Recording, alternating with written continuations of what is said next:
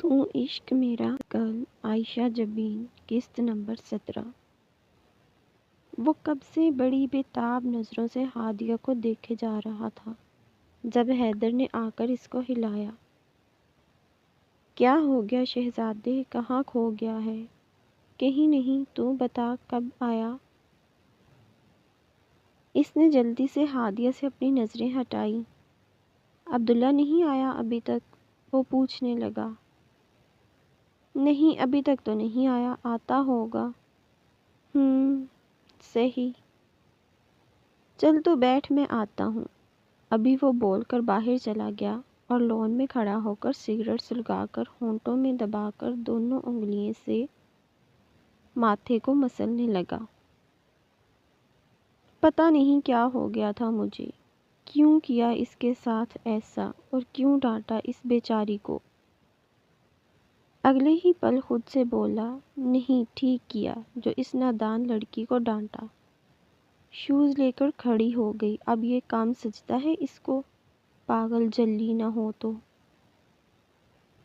پتہ نہیں کیوں نہیں سمجھتی۔ صدف نے آ کر اس کے سامنے چٹکی بجائی تو وہ اپنے خیالوں سے باہر نکلا۔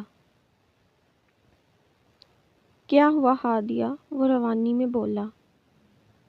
یہ میں ہوں صدف، اب اتنی پہچان بھی نہیں رہی تمہیں کہ فرق کر سکو تم؟ بول رہے تھے تمہارا اس سے کوئی تعلق نہیں، پھر کیوں وہ تمہارے حواسوں پر اس قدر سوار ہے؟ تمہیں اس کی اور میری پہچان بھی نہیں رہی؟ وہ جلتے ہوئے بولی۔ ایسی کوئی بات نہیں، پہچان ہے تمہاری، میں کچھ سوچ رہا تھا۔ تبھی بے دہانی میں بول گیا، اس میں اتنا بھڑکنے کی کیا بات ہے؟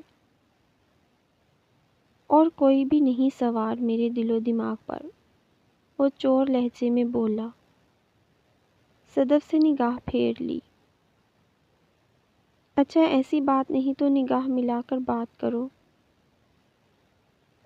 انف از انف صدف، بہت ہو گیا، میں کیوں دوں اپنی صفائیاں اپنے دل و دماغ کی، اور میں کیوں نگاہ چراؤں گا؟ وہ اکڑ کر لہجے میں بول کر اندر چلا گیا، جبکہ صدف اس کو آوازیں دیتی رہ گئی۔ نعمان ملک اور راحت ملک اپنے بچوں اور قریبی رشتہ داروں کے ساتھ شاہ ہاؤس آ گئے تھے، جہاں ان کا سب نے پھولوں کی پتیوں سے شاندار استقبال کیا۔ نعمان ملک اقرار شاہ سے بڑے پرجوش ہو کر ملے۔ ادھر راحت ملک بھی اپنی بہن سے ایک رشتے میں جڑنے کی خوشی میں بہت پیار سے ملی۔ وہیں نجف اور علی نے یاسر کو زور سے گلے لگایا۔ ہادیہ بھی پھولوں کی مالا لے کر آئی اور بہت پیار سے اپنے بھائی کو پہنائی۔ تم نہیں آئی نا ہادی، میں نے بہت ویٹ کیا تمہارا، یاسر نے اس سے شکوہ کیا۔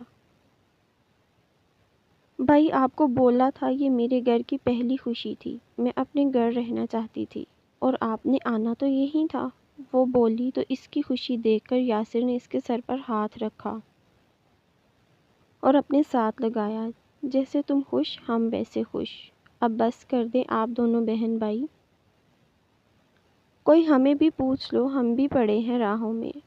نور چہک کر بولی تو سب ہنسنے لگے۔ ہاں بھائی چلو بیٹھو سب، اور تم ہادیہ، مریم، شمائلہ، میرے دوست کی شان میں کوئی کمی نہیں ہونی چاہیے۔ اقرار شاہ نعمان ملک کے ساتھ کھڑے ان کے کندھے پر ہاتھ رکھ کر بولے، چلے آئیں بیٹھیں آپ سب۔ شمائلہ مسکرا کر سب کو لان میں لگی کرسیوں کی طرف لے آئی۔ سب کے بیٹھنے کے بعد ہادیہ سب کو کولڈ ڈرنک سرو کرنے لگی۔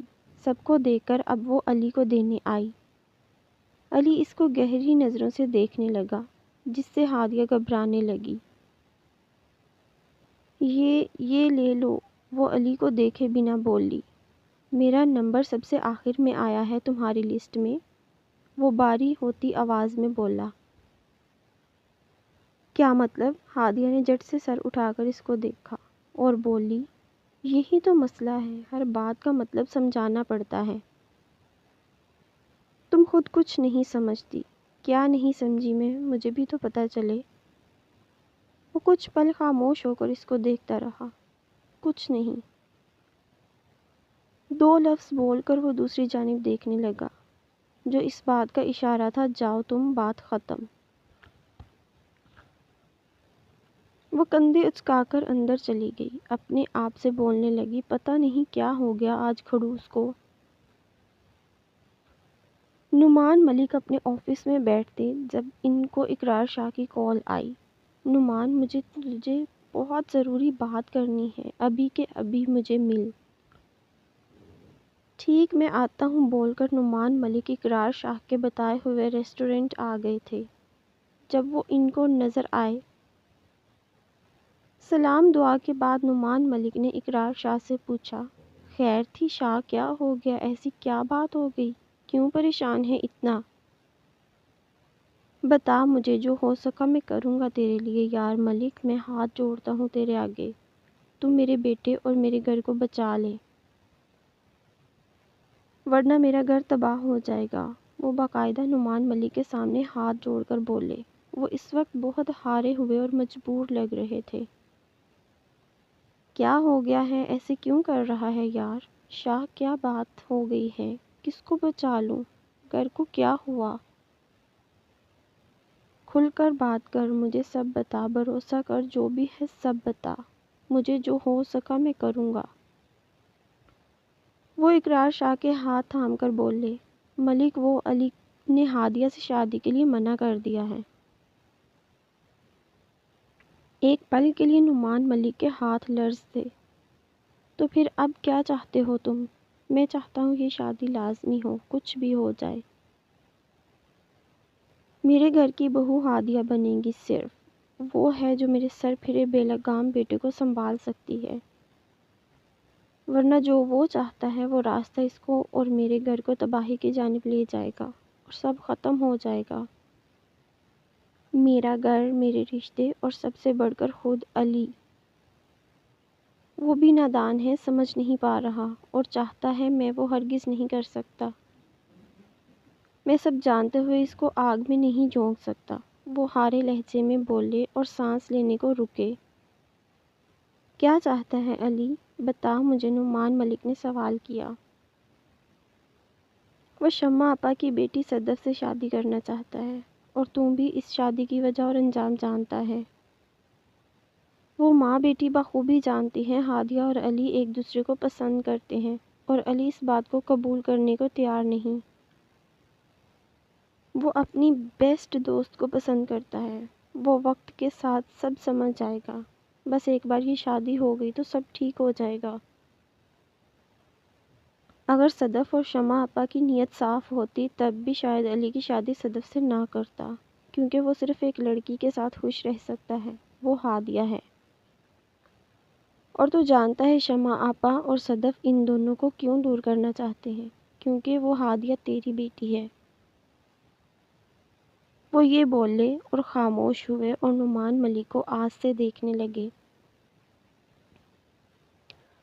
انہوں نے ٹھنڈا سانس بھرا اور بولے، میں جانتا ہوں شمع یہ سب مجھ سے بدلہ لینے کے لیے کر رہی ہے، اس کے ایسا کرنے سے مجھے بہت دکھ ہوگا۔ تو سب جانتا ہے میرا اس سب سے کوئی قصور نہیں تھا، وہ سب میں نے تیری عزت کو بچانے کے لیے کیا تھا، جس پر میں آج تک شرمندہ نہیں ہوں۔